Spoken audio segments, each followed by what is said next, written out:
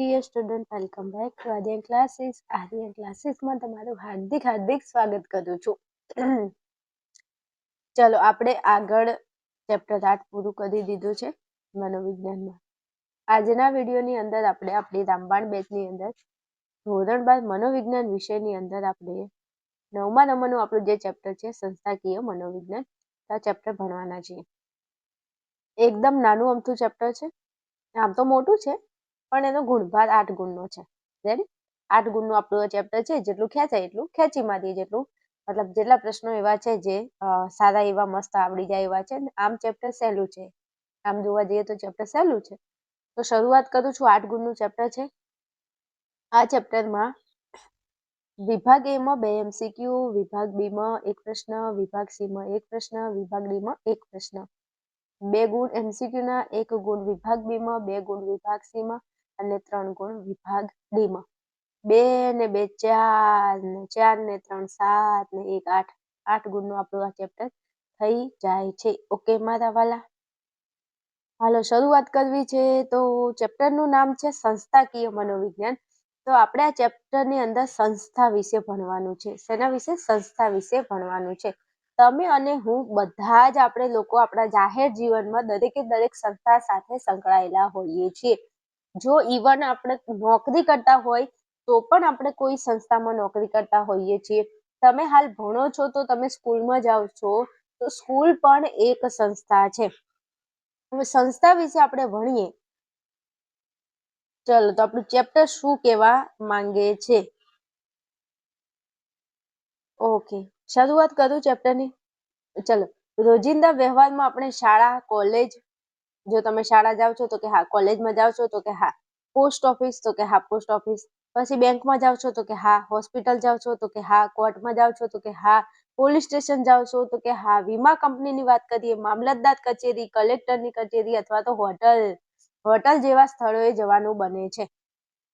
તો આ બધા સ્થળોને આપણે સંસ્થા કહીએ છીએ મારા વાલા. એવું? હા, આ બધા સ્થળો ઉપર જે જોઈ ગયા આપણે, શાળા છે, કોલેજ છે, પોસ્ટ ઓફિસ છે, બેંક છે, હોસ્પિટલ છે, કોર્ટ છે, પોલીસ સ્ટેશન છે, વીમા કંપની, મામલતદારની કચેરી હોય કે પછી કલેક્ટરની કચેરી હોય અથવા તો હોટલમાં દર રવિવારે જઈને ઠૂસવા જાવ છો ને, ખોરાક ખાવા માટે જાઓ છો, સારું નવું. અત્યારે તો જવાનું છે હોટલમાં જમવાનું.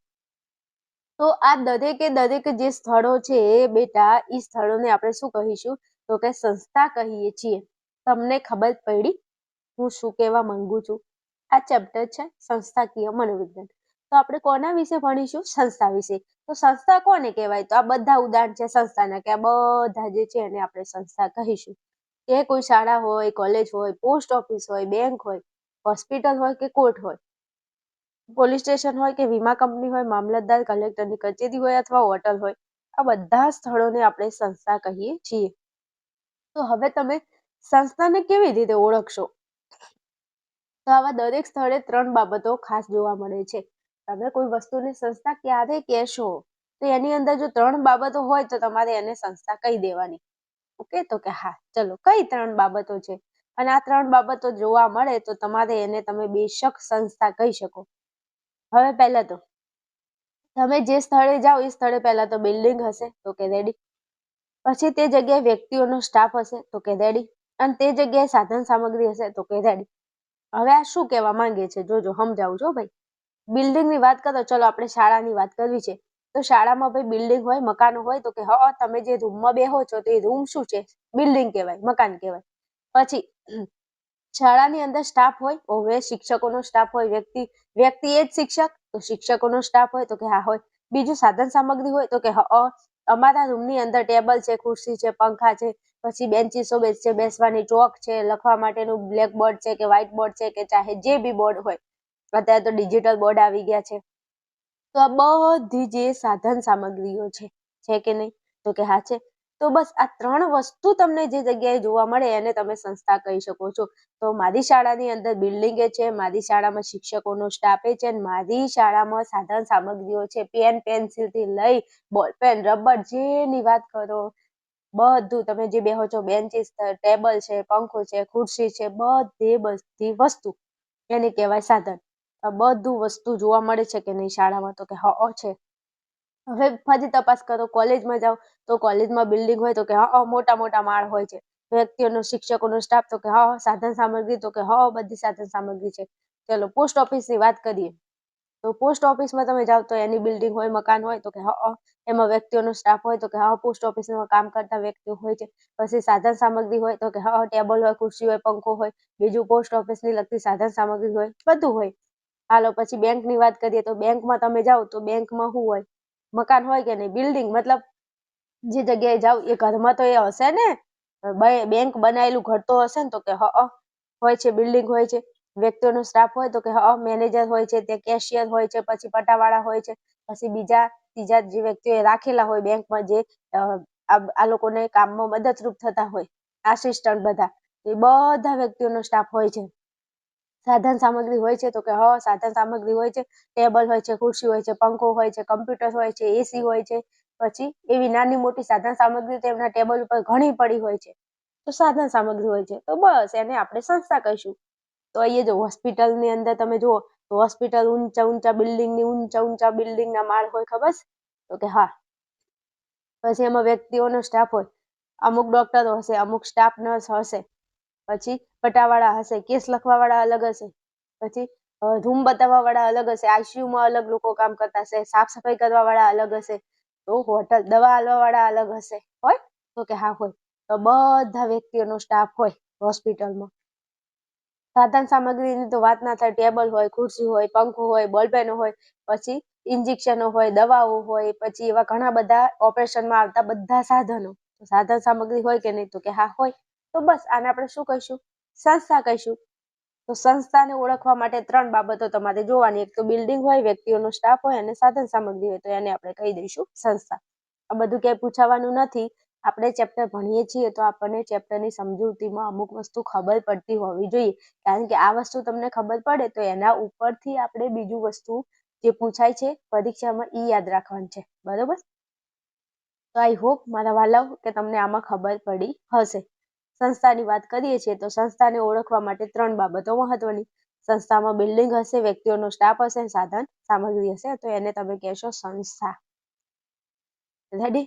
હવે આગળ વધુ. આમાંથી તમારે કઈ યાદ રાખવાનું નથી, ખાલી આ સમજવાનું છે સમજૂતી માટે. ચલો હવે આપણો પ્રશ્નની શરૂઆત અહીંથી થાય છે. સંસ્થાનો અર્થ અથવા સંસ્થાની વ્યાખ્યા આપો. વિભાગ સી નો પ્રશ્ન નંબર 1. પહેલા નંબરના પ્રશ્નની અંદર તમને સંસ્થાનો અર્થ બેટા પૂછેલો છે. સમજ્યા? સંસ્થાનો શું પૂછ્યો છે? અર્થ તમને પૂછેલો છે. સંસ્થા કોને કહેવાય? સંસ્થાની વ્યાખ્યા આપો. આપી દઈએ. ચલો વિભાગ સી માટે તમારે વ્યાખ્યા તૈયાર કરવાની છે. હો ભાઈ, ચલો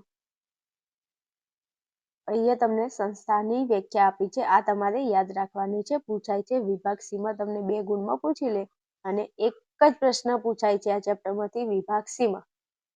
ચલો શું કીધું છે? સંસ્થા એ વ્યક્તિ કે જૂથ દ્વારા કરવામાં આવેલ પ્રયત્નો અને પ્રવૃત્તિઓનું તાર્કિક સંકલન છે. હવે સંસ્થા એ કોની બનેલી હોય? વ્યક્તિઓની. જો સંસ્થામાં કોઈ એક જ વ્યક્તિ હોય અથવા તો વધારે વ્યક્તિઓ પણ હોય છે, સંસ્થામાં કોઈ એક જ વ્યક્તિ હોય અથવા તો વધારે લોકો પણ હોય છે, તો સંસ્થા એ વ્યક્તિ કે જૂથ દ્વારા કરવામાં આવેલા પ્રયત્નો. હવે આ વ્યક્તિઓ જે સંસ્થામાં હોય શું કરતા? પ્રયત્નો કરતા હોય, કામ કરતા હોય. તો સંસ્થા એ વ્યક્તિ કે જૂથ દ્વારા કરવામાં આવેલા પ્રયત્નો અને પ્રવૃત્તિઓનું તાર્કિક સંકલન છે. યાદ રાખશો વ્યાખ્યા મારા વાલા, કે સંસ્થાની અંદર વ્યક્તિ કે જૂથ હોય તો વ્યક્તિ કે જૂથ દ્વારા કરવામાં આવેલા પ્રયત્નો અને પ્રવૃત્તિઓનું તાર્કિક સંકલન છે, જેમાં શ્રમ વિભાજન અને કાર્ય વિભાજન. ભાઈ શ્રમ વિભાજન એટલે જે સંસ્થામાં જે લોકો સ્ટાફમાં હોય એ લોકોનું શ્રમ એટલે કામ વેચેલું હોય, કાર્યનું વિભાજન કરેલું હોય. બીજું એમને સત્તા આપેલી હોય, એમને અધિકારો આપેલા હોય અને જવાબદારીઓ આપેલી હોય. તો શ્રમ વિભાજન અને કાર્ય વિભાજન તથા સત્તા અને અધિકારો અને જવાબદારીના શ્રેણીક્રમ દ્વારા કેટલાક સામાન્ય રૂપે નિશ્ચિત કરેલા લક્ષ્યોને સિદ્ધ કરવાનો હેતુ હોય છે. ભાઈ સંસ્થાનો હેતુ શું હોય છે? દરેક સંસ્થા એવું એનો લક્ષ્ય એવો હોય કે વધારે ને વધારે નફો મેળવવો. કોઈ પણ વ્યક્તિ સંસ્થા લઈને બેઠો હોય, ધંધો લઈને બેઠો હોય, તો ધંધામાં આપણો ઉદ્દેશ્ય શું હોય, આપણું લક્ષ્ય શું હોય કે ગમે તે કરીએ વધારે ઉત્પાદન થાય અને આપણે વધારે નફો મેળવીએ. તો દરેક સંસ્થાનો એવો લક્ષ્ય હોય છે, એવો હેતુ હોય છે કે વધારે નફો મેળવવો, એટલે લક્ષ્યોને સિદ્ધ કરવાનો હેતુ હોય છે. થોડી વ્યાખ્યા થોડી વધારે છે એટલે તમને એવું લાગે, પણ થોડું શાંતિ સમજશો આવડશે. સંસ્થાની અંદર વ્યક્તિ હોય કે જૂથ હોય, તો વ્યક્તિ કે જૂથ દ્વારા કરવામાં આવેલ શું હોય, પ્રયત્ન હોય. પ્રવૃત્તિઓનું તાર્કિક શું હોય, સંકલન હોય. હવે સંસ્થાની અંદર બધા લોકો શું કરતા હશે, કામ કરતા હશે, તો શ્રમનું વિભાજન, કાર્યનું વિભાજન તથા જે લોકો કામ કરે છે એમને સત્તા આપેલી હોય, એમને જવાબદારી આપેલી હોય, એમને અધિકારો આપેલા હોય. હું એમ કહું કે ચલો શાળાની વાત કરીએ તો શાળાની અંદર જે શિક્ષક હોય તો એમને શું આપેલું હોય, દરેક શિક્ષકને સબ્જેક્ટ અનુરૂપ એ લોકો ભણાવતા હોય. અમુક શિક્ષકનો હિન્દી સબ્જેક્ટ હોય, અમુકનો ગુજરાતી હોય, અમુકનો હિન્દી હોય, તો જેનો જે સબ્જેક્ટ હોય એ પ્રમાણે એ લોકો ભણાવતા હોય. એટલે આને કહેવાય શ્રમનું વિભાજન, કાર્યનું વિભાજન કરી દીધું. શું કર્યું? શ્રમનું વિભાજન. જેનો જે વિષય હોય એ વિષયને ભણાવશે. પછી સત્તા, એમના હાથમાં સત્તા છે કે કોઈ વિદ્યાર્થી સીધો ના દે તો એને મારવાનો, ઠપકારવાનો બરાબરનો. પછી એમનો અધિકાર છે, એ વિદ્યાર્થીને પનિશ કરી શકે છે, વિદ્યાર્થીની જોડે બધું કરી શકે છે જો એ સીધી રીતે એમની વાત ન માને તો. પછી એમની જવાબદારી છે વિદ્યાર્થીઓને પાસ કરવા, તો એમની જવાબદારી નિભાવવા માટે એમને અધિકાર છે કે છોકરાઓને મારે, કૂટે, ગમે તે કરે, પણ એમનું જે વિષય છે એ વિષયનું રિઝલ્ટ એ ખેંચી મારે એમ. તો વાત કરીશું સંસ્થા એ વ્યક્તિ કે જૂથ દ્વારા કરવામાં આવેલા પ્રયત્નો અને પ્રવૃત્તિઓનું તાર્કિક સંકલન છે, જેમાં શ્રમ વિભાજન અને કાર્ય વિભાજન તથા સત્તા, અધિકારો અને જવાબદારીના શ્રેણીક્રમ દ્વારા કેટલાક સમાન રૂપે નિશ્ચિત કરેલા લક્ષ્યો. કોઈ પણ સંસ્થાનું શું હોય, લક્ષ્ય હોય, નક્કી કરેલું લક્ષ્ય હોય છે અને લક્ષ્યને સિદ્ધ કરવાનો હેતુ હોય છે. કોઈ પણ સંસ્થા જે હોય એનો હેતુ શું હોય, લક્ષ્યને સિદ્ધ કરવાનો, લક્ષ્યને સિદ્ધ કરવાનો. તો આ વ્યાખ્યા વિભાગ સીમાં 2 ગુણમાં પૂછાય, યાદ રાખી લેજો. ચલો પછી સંસ્થાના ઉપયોગ, અર્થ અને વ્યાખ્યા પરથી સંસ્થાના નીચેના લક્ષણો તારવી શકાય છે. હવે આપણે આ સંસ્થાની વ્યાખ્યા જોઈ. હવે સંસ્થાના આપણે શું ભણીશું, લક્ષણો. સંસ્થાના લક્ષણો, 4 લક્ષણો છે સંસ્થાના. કેટલા લક્ષણો છે? 4 લક્ષણો છે અને આ 4 લક્ષણો હવે હું તમને ભણાવું છું. ચલો શરૂઆત કરશું. ચલો 1 નંબરમાં છે સમાન લક્ષણ. કોઈ પણ સંસ્થા હોય એનું લક્ષણ કેવું હોય, સમાન. લક્ષ્ય, લક્ષણ નહીં, લક્ષ્ય. સંસ્થાના લક્ષણોમાં સંસ્થાના 4 લક્ષણો છે બેટા. કેટલા? 4 લક્ષણો છે. હેલો, સંસ્થાના 4 લક્ષણો છે. કયા કયા લક્ષણો છે? તો 1 નંબરનું લક્ષણ છે સમાન લક્ષ્ય. દરેક સંસ્થાની સ્થાપના કેમ કરી હોય, તો દરેક સંસ્થાનું લક્ષ્ય સમાન હોય છે. અને શું લક્ષ્ય હોય છે? તો કે દરેક સંસ્થાને પોતાના લક્ષ્યો હોય છે. તેને સાકાર કરવા દરેક વ્યક્તિ પ્રયત્ન કરતી હોય છે. દરેકનું કાર્ય અને ભૂમિકા ભલે એક સરખી ન હોય, પરંતુ દરેક વ્યક્તિનું લક્ષ્ય અને હેતુ એક જ સરખું હોય છે. દરેક સંસ્થાનું સમાન લક્ષ્ય હોય છે, નફો મેળવવો. કોઈ પણ વ્યક્તિ કોઈ સંસ્થા લઈને બેઠો હોય તો એનું લક્ષ્ય શું હોય? સમાન લક્ષ્ય. દરેક સંસ્થાનું સમાન લક્ષ્ય એટલે કે નફો મેળવવો. જો કીધું છે કે દરેક સંસ્થાને પોતાનું લક્ષ્ય હોય છે. જોજો, શાળા છે તો એનું લક્ષ્ય શું હોય, તો કે સારું પરિણામ લાવવું, વિદ્યાર્થીઓનું અથવા તો સ્કૂલનું સારું પરિણામ લાવવું. એના લીધે વધારે ને વધારે છોકરા એમની સ્કૂલમાં એડમિશન લે કે ભાઈ આ સ્કૂલનું રિઝલ્ટ ઊંચામાં ઊંચું છે એટલે આપણે ત્યાં જ એડમિશન લેવાનું. એડમિશન વધે તો નફો વધે કે ના વધે, તો કે હા વધે. બીજું, ચલો કોઈ ફેક્ટરી છે, કોઈ પણ કારખાનાની ફેક્ટરી છે, કોઈ હીરાની ફેક્ટરી છે, તો હીરાની ફેક્ટરીમાં શું હોય કે વધુ ને વધુ નફો મેળવવો છે. તો દરેક સંસ્થાનું લક્ષ્ય શું હોય છે? વધારે ને વધારે નફો મેળવવો. એટલે દરેક સંસ્થાને પોતાનું એક લક્ષ્ય હોય છે અને આ લક્ષ્યને સાકાર કરવા દરેક વ્યક્તિઓ, એ સંસ્થામાં કામ કરતી દરેક વ્યક્તિઓ પ્રયત્ન કરતી હોય છે. જેમ કે વાત કરું કે કોઈ સ્કૂલ છે તો સ્કૂલની અંદર ઊંચું પરિણામ લાવવું છે, તો દરેક સંસ્થાની વાત કરીએ એટલે સ્કૂલની વાત કરીએ કે કોઈ સ્કૂલમાં ઊંચું પરિણામ લાવવું છે, તો દરેક વ્યક્તિ એટલે કે આ લક્ષ્યને મેળવવા માટે દરેક શિક્ષક શું કરશે? પ્રયત્ન કરશે કે નહીં કરે? કરશે. દરેક વ્યક્તિ શું કરતી હોય? પ્રયત્ન. એટલે દરેક શિક્ષક પ્રયત્ન કરશે કે કોઈ શિક્ષક છે ગણિતના, તો એના ગણિતમાં ઊંચું રિઝલ્ટ આવે એવું પ્રયત્ન કરશે ગણિતના શિક્ષક.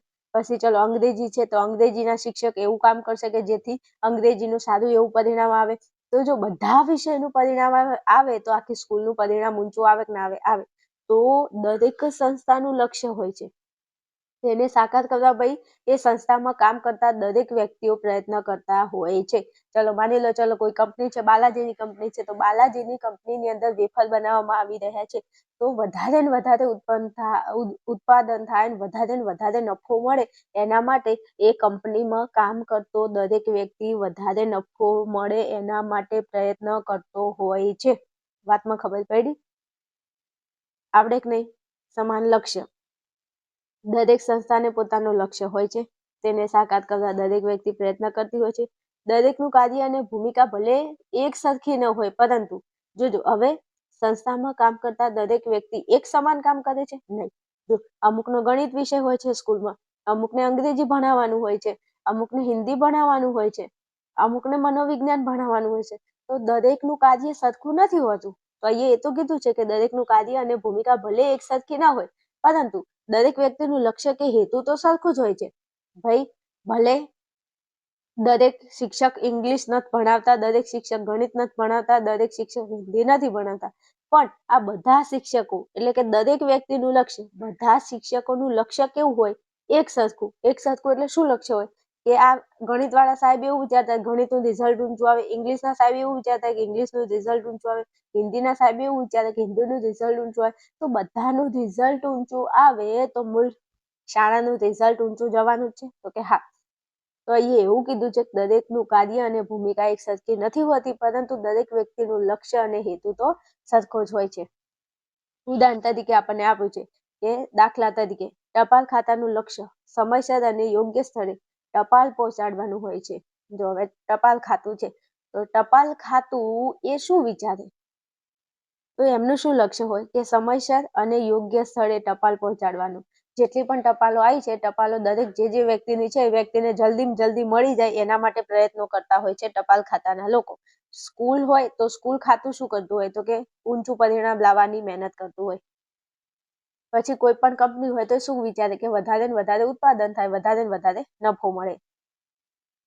તો સમાન લક્ષ્યમાં ખબર પડી? દરેકે દરેક સંસ્થાનું લક્ષ્ય સમાન હોય છે. તેને સાકાર કરવા દરેક વ્યક્તિ બિચારી પ્રયત્ન કરતી હોય છે.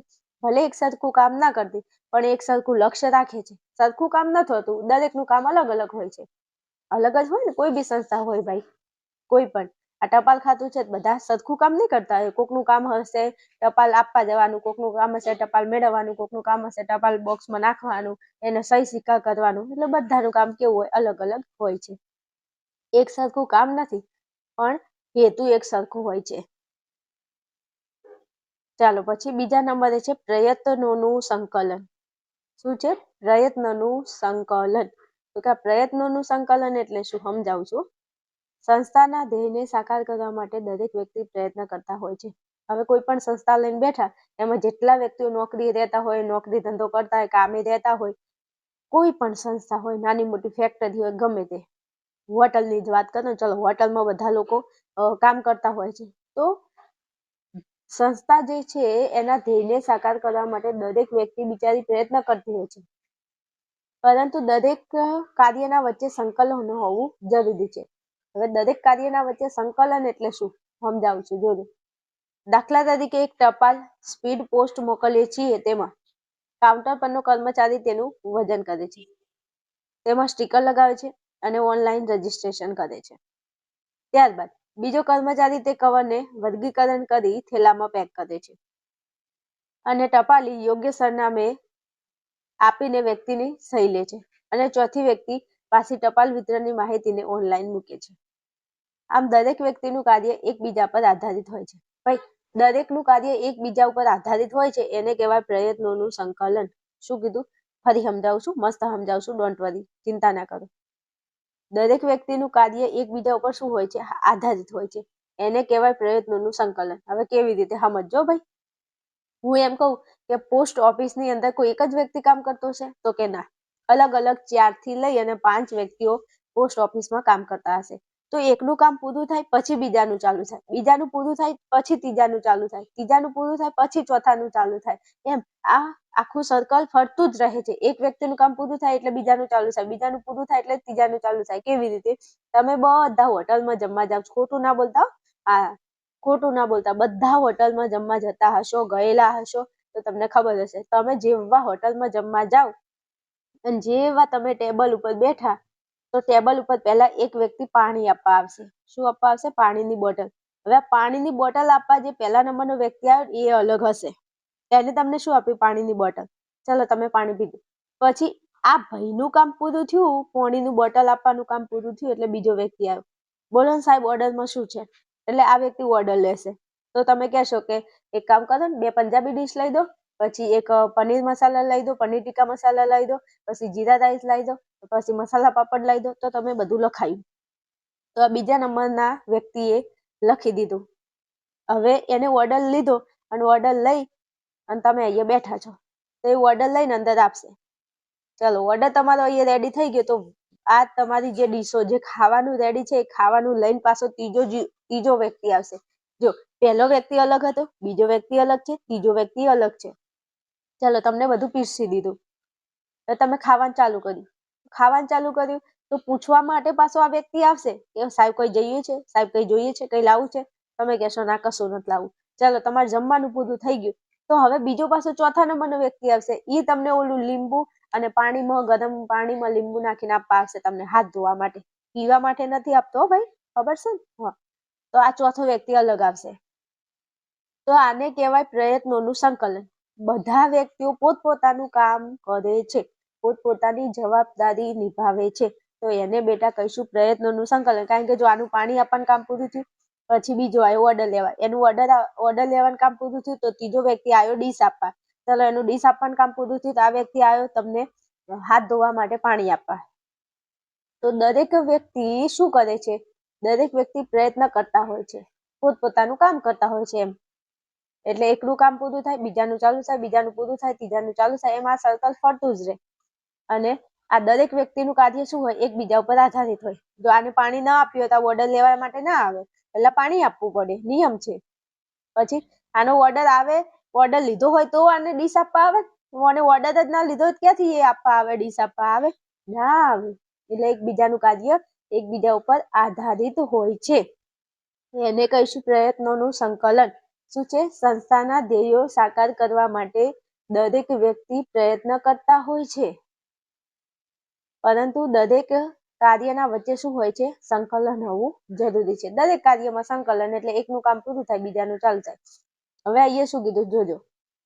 દાખલા તરીકે આપણે એક ટપાલ સ્પીડમાં પોસ્ટ મોકલીએ. ચલો આપણે પોસ્ટ મોકલી, તો પોસ્ટ મોકલી, તેમાં કાઉન્ટર પરનો કર્મચારી તેનું પોસ્ટનું વજન કરશે, પછી એના ઉપર સ્ટીકર લગાડશે અને ઓનલાઈન રજીસ્ટ્રેશન કરશે કે ભાઈ કોની ટપાલ છે. ચલો આ એક નંબરનું કામ, એક નંબરના વ્યક્તિનું કામ પૂરું થઈ ગયું. હવે ત્યારબાદ બીજો કર્મચારી તે કવરને વર્ગીકરણ કરી થેલામાં મૂકશે. અલગ અલગ જિલ્લાના, જે અલગ અલગ ગામડાના, અલગ અલગ તાલુકાના જે પોસ્ટ હોય એને અલગ અલગ વર્ગીકરણ કરી અને થેલામાં મૂકી દેશે. તો બીજા નંબરનું કામ પૂરું કરે. પછી ટપાલી, ત્રીજા નંબરનો વ્યક્તિ ટપાલી એને યોગ્ય સરનામે ઉપર આપવા જશે અને વ્યક્તિની સહી કરશે. લો ભાઈ આ તમારી ટપાલ ને હોય, સહી કરો. ચલો ટપાલી એનું કામ કરીને આવ્યો, પછી ચોથા વ્યક્તિને કીધું કે લે ભાઈ તું ઓનલાઈન કરી દે કે ભાઈ ચલો આટલા વ્યક્તિઓની ટપાલ આપી દીધી છે. તો આ શું થયું કહેવાય? દરેક વ્યક્તિનું કાર્ય એકબીજા ઉપર આધારિત છે. ખબર પડી? તો આને કહેવાય પ્રયત્નોનું સંકલન. મસ્ત છે ભાઈ, આવડે એવું છે, કઈ અઘરું નથી. હાલો હવે આગળ વધવું છે. ત્રીજા નંબરમાં શ્રમ વિભાજન, વિભાગ સીમાં પ્રશ્ન નંબર 2 માં, અને મોસ્ટ આઈએમપી વિભાગ સી માટે. આને તૈયાર કરી લો. હું તો એમ કહું કે આ પ્રશ્ન એક જ પ્રશ્ન પૂછાવાનો છે અહીંથી વિભાગ સીમાં. તો કોને ખબર શ્રમ વિભાજન પૂછી લે તો આ પ્રશ્ન આપણે મોસ્ટ આઈએમપી તૈયાર કરવાનો છે. ચલો તો શ્રમ વિભાજનની શરૂઆત કરું. શ્રમ વિભાજન એટલે શું? હવે શ્રમ એટલે કાર્ય અને વિભાજન એટલે ભાગ. ભાઈ કોઈ પણ સંસ્થામાં કોઈ પણ વ્યક્તિ કામ કરતો હોય તો એના કામના ભાગ પાડેલા હોય કે આ કામ આને કરવાનું, આ કામ આને કરવાનું. ખબર પડે છે? દરેક કર્મચારીના કામ સરખા હોતા નથી. દરેકના કામના ભાગલા પાડેલા હોય, ભાગ પાડેલા હોય છે. કોઈ પણ તમે સ્કૂલની વાત કરો કે તમે કોઈ ફેક્ટરીની વાત કરો, ગમે તે જગ્યાની કોઈ બી સંસ્થાની વાત કરો તો દરેક સંસ્થામાં દરેક જે વ્યક્તિઓ કામ કરતા હોય તો એમને કામ વહેંચેલું હોય છે કે નહીં? તો કે હા હોય છે. જો શ્રમ વિભાજન, સંસ્થામાં કામ કરતા દરેક કર્મચારીઓ એક સરખા કાર્ય કરતા નથી. આવ્યું? સંસ્થા, કોઈ પણ સંસ્થા હોય, શાળા હોય, હોસ્પિટલ હોય, કોઈ હોટલ હોય, ચલો માની લો શાળા છે, શાળામાં કોઈ બધા શિક્ષકો એક જ કામ કરતા હોય, ગણિત જ ભણાવતા હોય, બધા શિક્ષકો હિન્દી જ ભણાવતા હોય, બધા શિક્ષકો ઇંગ્લિશ જ ભણાવતા હોય? ના, દરેક સંસ્થામાં કામ કરતા દરેક કર્મચારીઓ એક સરખા કામ કરતા નથી, બધા હરખું કામ કરતા નથી. ચલો હોસ્પિટલની વાત આવી તો બધા ઓપરેશન જ કરતા હશે? તો કે ના. શું કોઈ બધા કેસ જ લખતા હશે? તો કે ના. શું બધા ઇન્જેક્શનો, દવા, બોટલો ચડાવતા હશે? તો કે ના. બધા દવા જ આલતા હશે? તો કે ના. તો સંસ્થા, કોઈ પણ સંસ્થા, હોટલની વાત કરું તો શું કોઈ હોટલમાં બધા પાણી જ આલતા હશે? તો પછી ઓર્ડર કોણ લેશે? જમવાનું કોણ આલશે? પછી હાથ ધોવા માટે પાણી કોણ આપશે?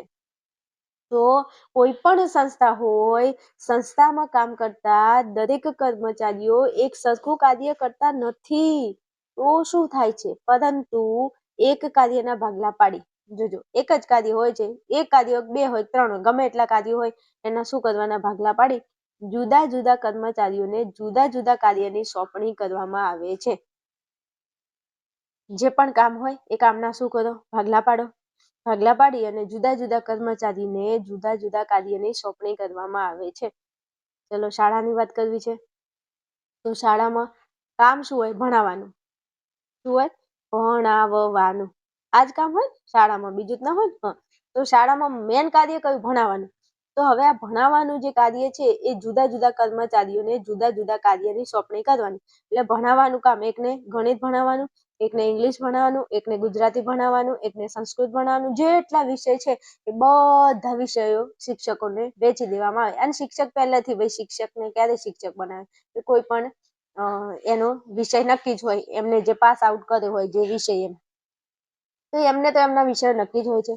ચાલો કોઈ હોટલની વાત કરો અથવા કોઈ હોસ્પિટલની વાત કરો તો હોસ્પિટલમાં દરેક વ્યક્તિનું કાર્ય અલગ અલગ હોય છે. દરેક કાર્યના ભાગલા પાડી જુદા જુદા કર્મચારીઓને, હા નર્સો હોય તો એમને કહી દીધું ભાઈ તમારે પેશન્ટને જોવાના, એને ઇન્જેક્શન આપવાનું, પછી XYZ આગળ પાછું જે પેશન્ટનું કામ હોય તમારે કરવાનું. પછી દવાખાનાની અંદર જો મેડિકલ વિભાગ હોય તો એમને કહી દીધેલું હોય, સૂચના આપેલી હોય તમારે દવા આપવાનું કામ કરવાનું છે. પછી બાર ટેબલ ઉપર જે બેઠા હોય એમને કહી દીધું કે તમારે કેસ લખવાના છે. એટલે જુદા જુદા કર્મચારીને જુદા જુદા કાર્યની સોંપણી કરવામાં આવે છે. ભાઈ જે પટાવાળા હોય એમને કીધું તમારે સાફ સફાઈ કરવાની છે, તમારે આ કરવાનું છે, તે કરવાનું છે, પેલું કરવાનું છે. એટલે શ્રમ વિભાજન એટલે શું? કામના ભાગલા. કોઈ પણ સંસ્થામાં કામ કરતા દરેક કર્મચારીઓ એક સરખા કામ નથી કરતા, પરંતુ કાર્યના ભાગલા પાડી જુદા જુદા કર્મચારીને જુદા જુદા કાર્યની સોંપણી કરવામાં આવે છે. અને મારી વાલી બહેનો, કારણ કે મારા એપ્લિકેશનમાં સૌથી વધારે છોકરીઓ ભણે છે, સૌથી વધારે છોકરીઓ ભણે છે. અને જે બહેનો, ભાઈ તમે લોકો જેના લગ્ન થઈ ગયા એની વાત કરું છું, લગ્ન નથી થયા ને તોય ઘરમાં આવું ચાલતું જ હોય છે. દાખલા તરીકે આ તમારા માટે સ્પેશિયલ ફરો, હા એક્ઝામમાં તમે ના લખતા દાખલા તરીકે, પણ આ તો તમને સમજાવું છું. બેનો તમે સાસરામાં જાઓ તો સાસુ જોડે તમારો ઝઘડો થાય કે હું આ કામ નથી કરવાની, હો આખો દિવસ મારે જ ઘરમાં કામ કરવાનું, તમારે શેઠાણીની જેમ બેસી રહેવું છે ને બધું કામ મારે કરવાનું. તો સાસુ વહુના ઝઘડા થાય. શું થાય? સાસુ વહુના ઝઘડા થાય. પછી સાસુ અને વહુ શું કરે ખબર છે? હાલો સાસુમાં આપણે છે ને તો કામની વહેંચણી કરી લઈએ, ઘરનું આ કામ તમારે કરવાનું. જો સાસુમાં તમારાથી કચરા પોતું ના થાય એટલે કચરા પોતું છે ને એ વહુ કરશે, એમ કે કચરા પોતું હું કરીશ. સાસુમાન કે તમે બેઠા બેઠા કામ કરો ચાલો, એટલે તમારે છે ને તો શું કરવાનું? કપડાં કરી દેવાના અને તમારે વાસણ કરી દેવાના, આટલું કામ તમારે કરવાનું. ઘરમાં કચરા પોતું હું કરીશ. આ શું કર્યું તમે ઘરમાં? તમારું ઘર એક સંસ્થા છે. તારે તમે લોકો નથી સ્ટાફમાં બધા છો ને? પછી કેમ તમારું ઘર એટલે બિલ્ડિંગ નથી? છે ને? પછી કેમ ઘરમાં સ્ટાફમાં બધા વ્યક્તિઓ નથી? તો કે છે ને, મજાક કરું છું. તમે શું કરો છો ઘરમાં? કામની વહેંચણી, શ્રમનું વિભાજન. સાસુને કીધું કે સાસુમાં તમારે કપડાં વાસણ કરવાના, કચરા પોતું હું કરીશ, જમવાનું હું બનાવી દઈશ, બીજું ત્રીજું કઈ કામ હશે તો હું કરી દઈશ, તમારે ખાલી કપડાં વાસણ કરી દેવાના. તો તમે આ સાસુ જોડે શું કહી દી ભાઈ? કામની વહેંચણી કરી. મને ખબર છે સાસુઓના ઝઘડા થાય ને એટલે મને ખબર છે, મેં જોયું છે કેટલા હદ સુધીની ક્યાં તકલીફ હોય છે.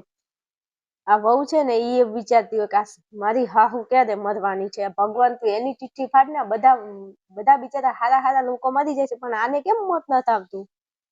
ભાઈ મારી વાલી બહેનો, હું વધારે ના કહી શકું, પણ આ છે ને ઘરમાં તો ઘર થોડું સારું લાગતું હશે.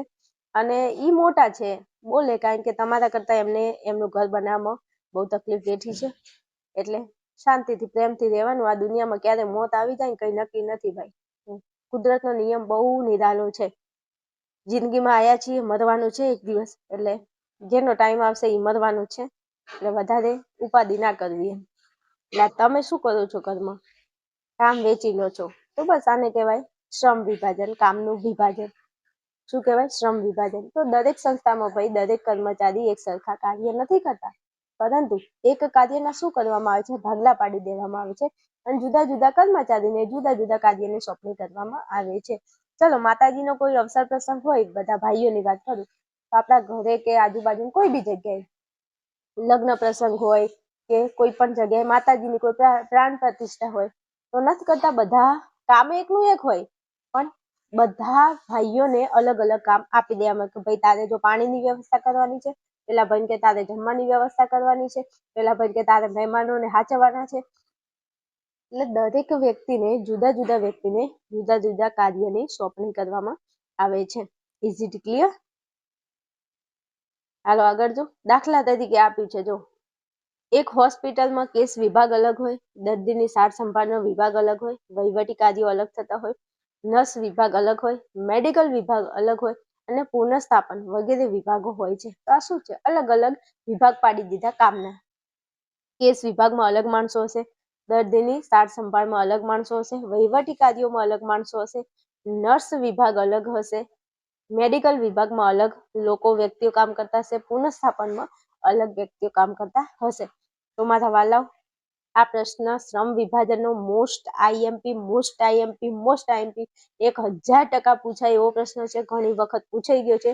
એટલે વિભાગ સી નો પ્રશ્ન નંબર આ 2 છે, જે પૂછાઈ ગયેલો છે, તમારે યાદ રાખવાનો છે. અને આ તમે ઉદાહરણમાં લખતા નહીં મારા વાલા, મેં ખાલી મારી બહેનોને સમજાવવા માટે લખ્યું હતું. બાકી તમે આટલું લખશો અને પછી અહીંયા તમને આપેલું છે દાખલા તરીકે હોસ્પિટલનો વિભાગ બધા અલગ પાડવાના છે. આટલું તમારે લખવાનું છે વિભાગ સી માં 2 ગુણ લેવા માટે. સમજી ગયા મારા વાલા? હાલો આગળ વધવું છે. એના પહેલા દરેક મારા વાલા અને પહેલા વિદ્યાર્થીઓ, બોર્ડની એક્ઝામ બહુ નજીક આવી ગઈ છે. તમે બધા ટેન્શનમાં હશો.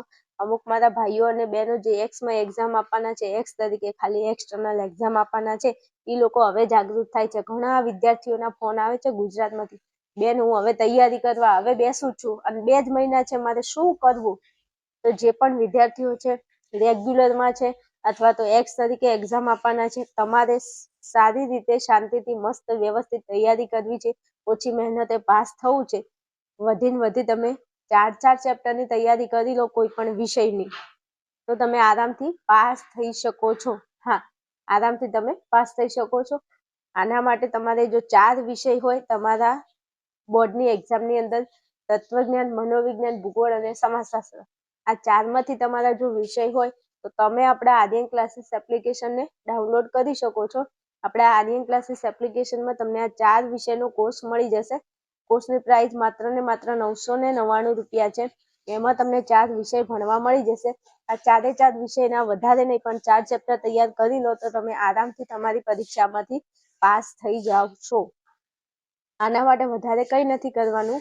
અહીંયા તમને સ્ક્રીન ઉપર જે નંબર આપેલો છે એના ઉપર મને ફોન મેસેજ કરી અને તમારે વધારે માહિતી મેળવવાની છે. 1000% ગેરંટી અને ચેલેન્જ સાથે તમને કહું છું, વ્યવસ્થિત તૈયારી કરો. ખાલી 2 મહિના ખાઈ પીને મંડી પડો તો તમે આરામથી આ કોર્સની અંદર ભણી અને પાસ થઈ શકો છો. આની સાથે સાથે આઈએમપી પેપર સેટ પણ તમને આપણી આર્યન ક્લાસીસ એપ્લિકેશનમાંથી મળી જશે. એમાં 5 વિષયનો પેપર સેટ છે. તત્વજ્ઞાન, મનોવિજ્ઞાન, ભૂગોળ, સમાજશાસ્ત્ર, અર્થશાસ્ત્ર, આ વિષયનો તમને આઈએમપી પેપર સેટ મળી જશે. આ આઈએમપી પેપર સેટમાંથી જ તમને બેઠા પ્રશ્નો તમારી બોર્ડની એક્ઝામમાં તમને મળી રહેશે. તો આ બંને વસ્તુ તમે પરચેઝ કરી અને વ્યવસ્થિત તૈયારી કરો તો 2 મહિનામાં ઓછી મહેનતે તમે પાસ થઈ જશો આરામથી. આના માટે કંઈ પણ ઇન્ફોર્મેશન જોઈએ છે તો તમને અહીંયા કોન્ટેક્ટ નંબર આપેલો છે, એના ઉપર તમે મને ફોન મેસેજ કરી અને વધારે માહિતી મેળવી લેજો. હાલો આગળ વધવું છે, ફટાફટ આપણે આપણા ટોપિકમાં પાછા આવી જઈએ છીએ. ચાલો, વિભાગ ડી નો પ્રશ્ન નંબર 1 છે. વિભાગ ડી માં પ્રશ્ન નંબર 1 માં પ્રશ્ન પૂછાય છે જવાબદારી અને અધિકાર. હાલ હું તમને સંસ્થાના લક્ષણો જ ભણાવું છું. શું ભણાવું છું? સંસ્થાના લક્ષણો. અને સંસ્થાના લક્ષણો 4 છે જે આપણે ભણી ગયા છીએ. 3 લક્ષણો ભણી ગયા. ચોથા નંબરનું લક્ષણ છે જવાબદારી અને અધિકાર. તો શું કહેવા માંગે છે જવાબદારી અને અધિકાર? તો આ જવાબદારી અને અધિકાર વિભાગ ડી નો પ્રશ્ન નંબર 1 માં પ્રશ્ન પૂછાય છે કે જવાબદારી અને અધિકાર સમજાવો. સંસ્થાના 4 લક્ષણોમાંથી જવાબદારી અને અધિકાર સમજાવો. કોઈ પણ સંસ્થા હોય એમાં દરેક વ્યક્તિ જે કામ કરતું હોય એના ઉપર જવાબદારી હોય કે ના હોય? એને કોક તો અધિકાર હોય કે ના હોય? હોય ને ભાઈ? પહેલા ભણાવું છું ને પછી એક્ઝામ્પલ આપું છું. સંસ્થામાં દરેક વ્યક્તિને જુદા જુદા કાર્યની સોંપણી કરી દેવામાં આવે છે. હવે કોઈ પણ સંસ્થા હોય, ચલો શાળાની વાત કરીએ તો શાળાની અંદર શાળામાં દરેક વ્યક્તિ એટલે દરેક શિક્ષકને અથવા તો બીજા જે વ્યક્તિઓ કામ કરતા હોય એમને દરેક શિક્ષકને એટલે કે વ્યક્તિને એટલે શિક્ષકને જુદા જુદા કાર્યની જુદા જુદા વિષયોની શું કરવામાં આવે છે? સોંપણી કરી દેવામાં આવે છે. હવે જોજો, આ કાર્યની સોંપણી કરતી વખતે તેને યોગ્ય જવાબદારી સોંપવામાં આવે છે. એક તો જો શાળામાં શું કરવાનું, દરેક શિક્ષકને કાર્ય સોંપી દેવાનું, એટલે વિષયો આપી દે, તમારા આ વિષય, પેલાના આ વિષય, પેલાના આ વિષય. તો શિક્ષકોને વિષયની સોંપણી કરી દેવામાં આવે છે. બીજું, આ કાર્યની સોંપણી કરતી વખતે જવાબદારી આપવામાં આવે. તમારી જવાબદારી હો, ગણિતમાં મારે પરિણામ જોઈએ. આચાર્ય હોય શું કે આચાર્ય આદેશ આપે કે નહીં શિક્ષકને, અને શિક્ષકને કહે છે ભાઈ મારે ગણિતમાં રિઝલ્ટ જોઈએ એટલે જોઈએ. ઇંગ્લિશ વાળા કે મારે ઇંગ્લિશમાં પરિણામ જોશે, હિન્દીમાં કે મારે પરિણામ જોશે, ગુજરાતીમાં પરિણામ જોશે. તો જે શિક્ષકને જે વિષય આપેલો હોય એમનો જે વિષય હોય એ વિષયમાં એમની જવાબદારી બને છે. જો રિઝલ્ટ ઊંચું આવે, છોકરાઓ નપાસ થાય તો જવાબદારી કોની હોય? શિક્ષકની. કારણ કે ભણાવે છે કોણ? શિક્ષક. તો છોકરાને આવડે છે, નથી આવડતું, પાસ થાય છે કે ન પાસ થાય છે, એ જવાબદારી બેટા શિક્ષકની બને છે. સાંભળજો હવે. દવાખાનાની વાત કરું તો દવાખાનામાં કોઈ વ્યક્તિનું ઓપરેશન થાય છે તો ઓપરેશન સક્સેસફુલ થાય છે, નથી થતું, તો જવાબદારી કોની? ડોક્ટરની. બીજું, નર્સને જે કામ આપેલું હોય ઇન્જેક્શન આપવાનું, તો સારી રીતે ઇન્જેક્શન આપે છે કે નથી આપતી, આપે છે કે નથી, એ જવાબદારી કોની હોય? નર્સની હોય. દવામાં જે વ્યક્તિઓને મેડિકલ વિભાગમાં બેસાડે હોય તો મેડિકલમાં એમની કોઈક તો જવાબદારી હોય કે જે દવા આપતા હોય એ દવા જોઈ ચેક કરીને આપી, ઊંધી દવા ના અપાઈ જાય એનું એમને ખાસ ધ્યાન રાખવું કે નહીં. તો જવાબદારી કોની? સાચી દવા આલવાની, મેડિકલ વાળાની. તો એટલા માટે કે છે કે કાર્યની સોંપણી કરતી વખતે યોગ્ય જવાબદારી વ્યક્તિને આપવામાં આવે છે. નહીં કહેતા, તમે સાંભળ્યું હશે કે યાર હું જે જગ્યાએ નોકરી કરું છું ને તો કે મારા ઉપર બહુ જવાબદારી હોય છે. પૈસા જે વિભાગમાં નાણાં વિભાગ હોય કે અથવા તો કોઈ પણ, તો એમાં પૈસા કદાચ તમે કોઈ સંસ્થામાં કામ કરો છો અને તમને તમારી જોડે પૈસાનું ખાતું છે, લેવડ દેવડ હિસાબનું ખાતું છે, તો એ હિસાબમાંથી એક પણ રૂપિયો આગા પાછો ના થાય એ તમારી જવાબદારી છે. હા, શેઠ હોય તો શેઠ તો તમને આવીને પૂછે ને, લાય ભાઈ પૈસા ક્યાં મૂક્યા આપણા હિસાબના. તમે પૈસા આગા પાછા કર્યા હોય અથવા તો કોઈ ભૂલ ચૂક થઈ હોય તો લેવડ દેવડમાં તકલીફ પડે. જવાબદારી કોની છે ભાઈ? તમારી છે. એટલે કોઈ પણ સંસ્થા હોય એમાં દરેક વ્યક્તિને જુદું જુદું કાર્ય આપી દેવામાં આવે છે. સંસ્થામાં દરેક વ્યક્તિને જુદા જુદા કાર્યની સોંપણી કરી દેવામાં આવે છે. આ કાર્યની સોંપણી કરતી વખતે તેને જવાબદારી આપવામાં આવે છે. કામે આપવાનું, જવાબદારી આપવાની. જવાબદારી હોય ત્યારે એને ભાન પડે અને ત્યારે એ વ્યવસ્થિત કામ કરે. આપણા ઘરમાં કોઈ છોકરો કામ નથી કરતો, કેમ? કારણ કે એના ઉપર કોઈ જવાબદારી નથી. હા, હમણાં 5 જણા આવીને કેમ કે લાય ભાઈ મારા પૈસા લાવજે, તને ખબર પડે, જવાબદારીનું એને ભાન થાય. ચલો, આ જવાબદારીનું યોગ્ય રીતે પાલન કરી શકે તેના માટે એને અધિકાર કે સત્તા આપવામાં આવે છે. હવે જોજો, સ્કૂલમાં શિક્ષકોને કાર્યની સોંપણી કરી અલગ અલગ.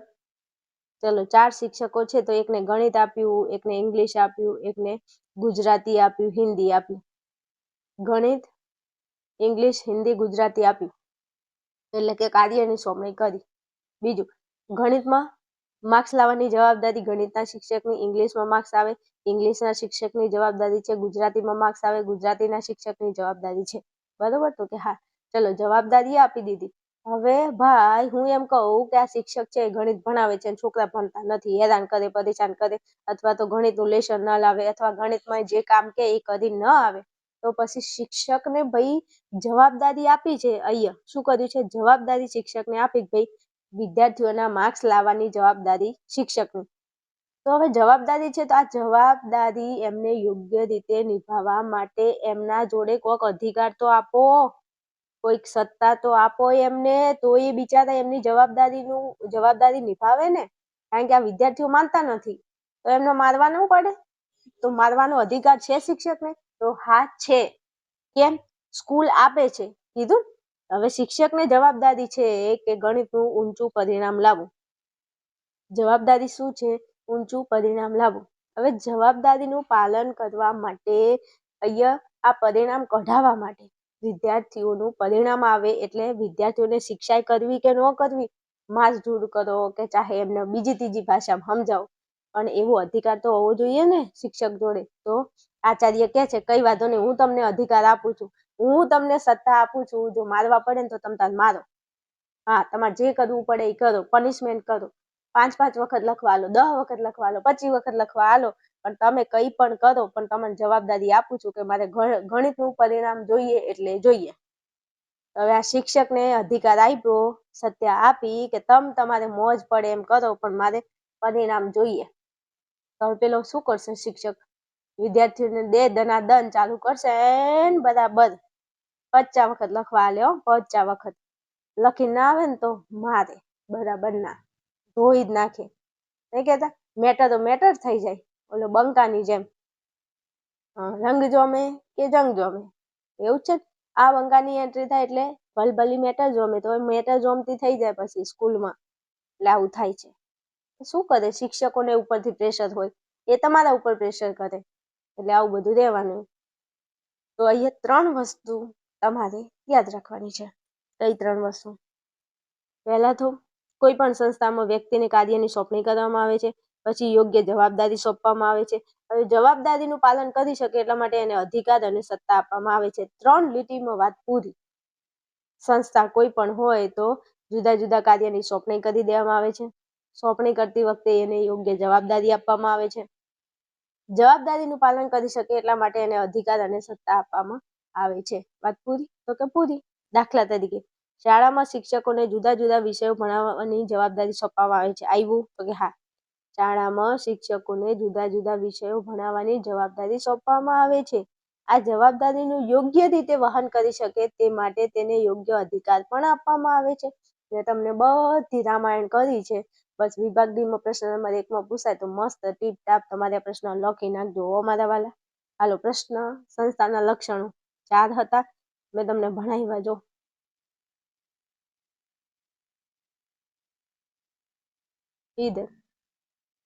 સંસ્થાના લક્ષણો, એમાં એક તો છે સમાન લક્ષ્ય, પછી પ્રયત્નોનું સંકલન, બીજું લક્ષ્ય, પછી ત્રીજું લક્ષણ શ્રમ વિભાજન, અને ચોથા નંબરે છે જવાબદારી અને અધિકાર.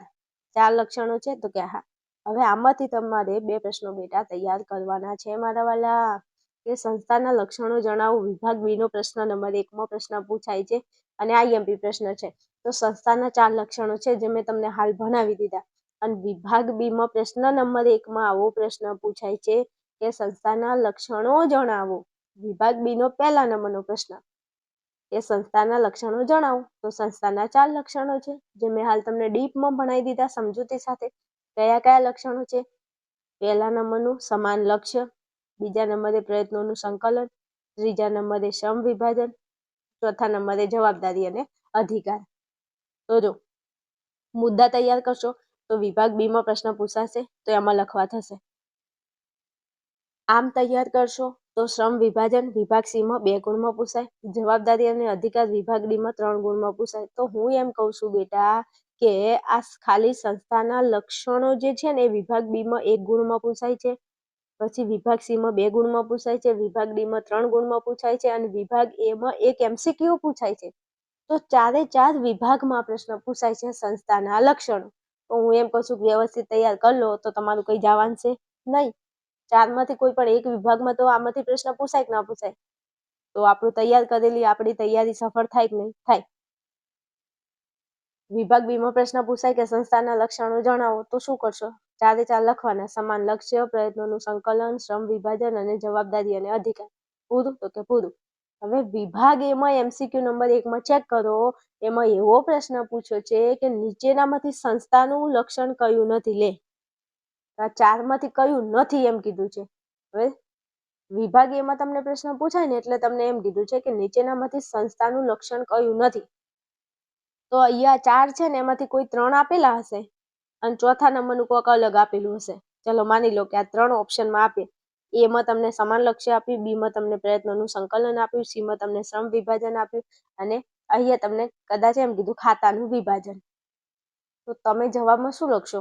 આ ચોથા નંબરનું અલગ પડે છે, ખાતાનું વિભાજન, તો એ લખી દો.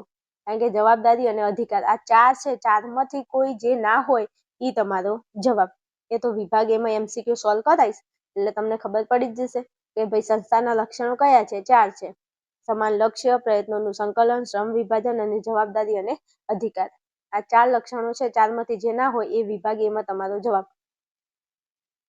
તો અહીંથી વિભાગ બી નો પહેલા નંબરનો પ્રશ્ન, વિભાગ એ નો પહેલા નંબરનો MCQ પૂરું. પછી આ શ્રમ વિભાજન એ વિભાગ C માં 2 ગુણમાં, જવાબદારી અને અધિકાર વિભાગ D માં 3 ગુણમાં. મસ્ત ઘૂઘરાની જેમ પ્રશ્ન ભણાવ્યો છે. મસ્ત તૈયાર કરી લો અને નેક્સ્ટ વિડીયોમાં આવો ત્યાં હું તમને સંસ્થાના કાર્યો બીજા વિડીયોમાં ભણાવું છું. પણ એના પહેલા આટલું પૂરું કરી અને નેક્સ્ટ વિડીયોમાં આવી જજો મારા વાલા. ચલો મળીએ નેક્સ્ટ વિડીયોમાં. ત્યાં સુધી જોતા રહો, ભણતા રહો, મોજ કરતા રહો તમારે.